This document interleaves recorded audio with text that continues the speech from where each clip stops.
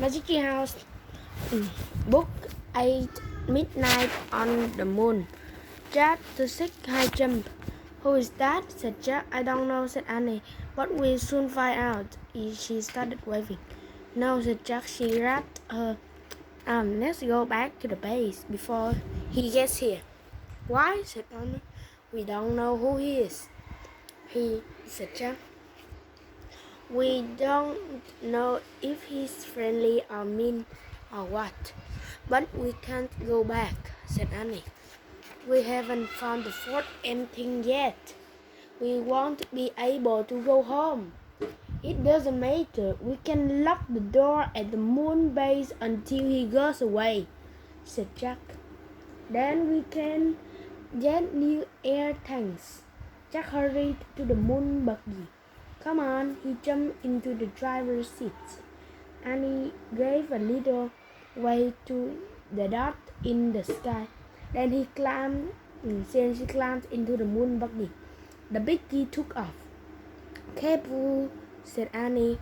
It bumped over the rocks as Jack turned the buggy around.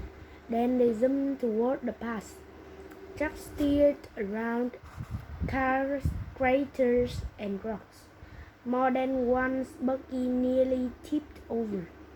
Wow. Slow down, said Annie. They were almost at the mountain pass. Suddenly, a cloud of dust flew up in front of them. The ground trembled. What's it? Cried Annie. Jack couldn't see anything. He stared on the wreck. The buggy jerked to a stop. The dust shattered. Then rock. It had fallen into the narrow pass. It was stuck between two walls of rock. They were trapped. Jack quickly found a picture of a giant rock in the moon book. He read aloud. Rocks of all sizes crash into the moon from outer space. These rocks are called meteorites. We're lucky that meteorite didn't land on us, said Jack. Yeah, and I guess it's too big to be the end thing, said Annie. She had climbed out of the moon buggy and was standing by the meteorite. It was more than twice as tall as she was. Jack looked at the black sky. The flying thing was now here inside. Yet, we have to jump over it, Annie said. Jump? I don't think so, said Jack. It's too high. I'm going to try anyway, said Annie. Wait, let's think first, said Jack. But Annie was already backing up. 1, 2, 3, go, she shouted and took a giant leaping step toward the meteorite.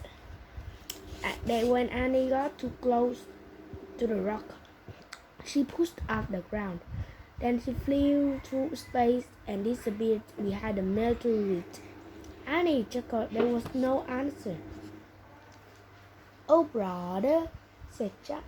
He backed up and took off toward the rock. He jumped as high as he could. Then he was flying through space. Jack hit the ground and fell face down into the dust. Jack tried to stand, but his suit was too bulky. He tried to roll over, but his suit made even that impossible. Oh no, he ran. Not again. Are you here? Asked Annie. Did you make it? Yes. Jack relieved to hear her voice, but he couldn't turn his head to see her. He could only hear over the radio. Can you help me up? He asked. Nope, said Annie. Why not? I fell down too, she said. Oh, brother, Jack sighed. Now we're really in trouble. He tried to stand again and failed. Can you see anything? He asked. Just the sky, said Annie. Wow, is it weird? I'm worried about our air tanks, said Jack. I feel like it's been 2 hours. Jack, said Annie. And what about the moon man? Said Annie, where did he go? Jack, whispered Annie. What? He's here, she said. The moon man is here. What? He's standing above me.